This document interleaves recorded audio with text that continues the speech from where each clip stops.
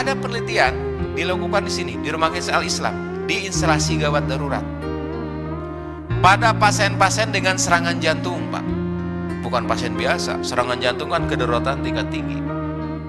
Pasien serangan jantung yang mengalami nyeri di bagian dada. Dibagilah pasien itu menjadi 2 kelompok. Satu kelompok dikasih obat, ya, kelompok A. Kelompok B juga dikasih obat sesuai dengan standar pelayanan untuk penyakit jantung.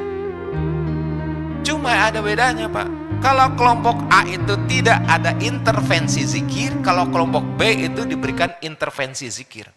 Jadi obat jalan, kemudian anjeunna teh dipiurang zikir. Zikir apa yang dilakukan? Subhanallah walhamdulillah wala ilaha illallah wallahu akbar.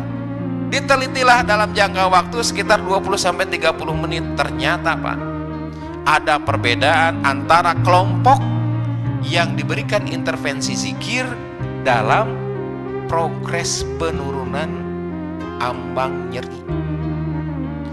Jadi terjadi penurunan nyeri yang lebih baik dibandingkan dengan mereka kelompok yang tanpa zikir. Penelitian berikutnya, ini dilakukan kalau nggak salah entah di Malang, entah di daerah Jawa Tengah atau Jawa Timur. Mereka yang akan dilakukan ini, Pak, operasi.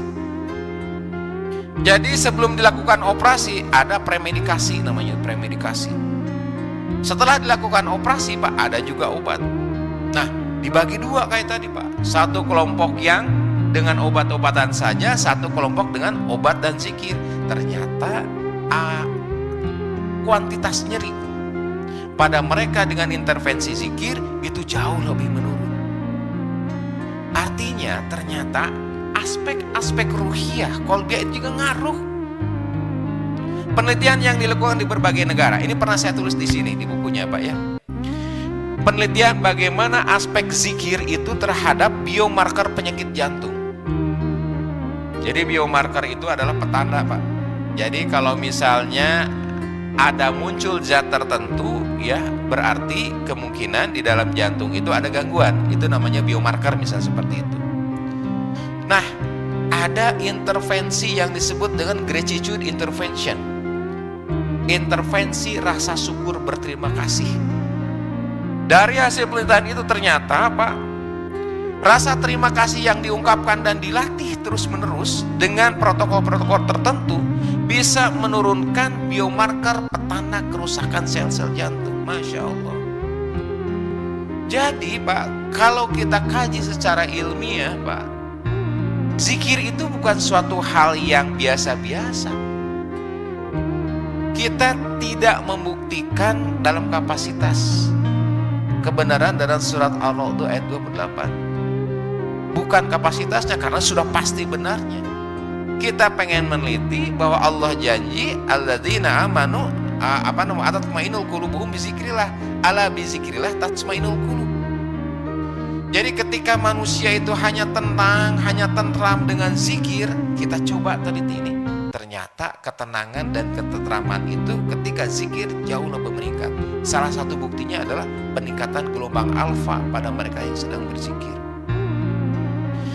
Nah, ibu bapak semua, sahabat-sahabat yang baik pagi, pada peristiwa sakit, ternyata zikir itu mempunyai pengaruh.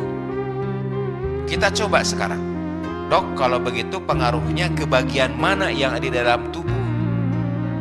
Ke bagian otak mana? Ke bagian tubuh mana? Yang sekiranya dari zikir itu ada kaitannya. Nah, ada kaitannya bisa dengan sel darah dan sebagainya. Ibu bapak semua, di dalam otak itu ada yang disebut dengan sistem limbik. Sistem limbik adalah salah satu sistem yang menjembatani yang menjembatani antara aspek fisik dengan aspek hati, dengan aspek jiwa, dengan aspek psikis. Ketika aspek jiwa sedang gundah gulana, apakah itu karena stres, depresi, cemas, maka yang terjadi, kalau kata orang Sunda, gering nangtung ngalang layung. Nah, apa bahasa Indonesianya ya? Nah, itu susah, Pak. Terjemahannya ada di sini nih, Pak. Nih, lihat. Jadi seperti orang sehat tetapi tidak segar, seperti orang sakit tidak bisa jalan, Pak. Seperti orang yang tidak ada gairah. Dicek ke dokter sehat, dicek paru-paru bagus, dicek jantung juga sehat. Tapi ternyata kenapa tidak ada gairah seperti itu? Yang terjadi adalah Pak, ketika seseorang cemas, stres, dan depresi akan ada pengaruh terhadap dua sistem pengaturan di dalam tubuh. Yang pertama adalah sistem hormonal dan yang kedua adalah sistem saraf. Yang tadinya kalau dia tenang, kalau dia tentram, maka yang dominan itu hormon oksitosin, dopamin, dan beta endorfin. Tatkala dia cemas begitu ya, yang keluar dominan adalah hormon epinefrin, adrenalin, noradrenalin.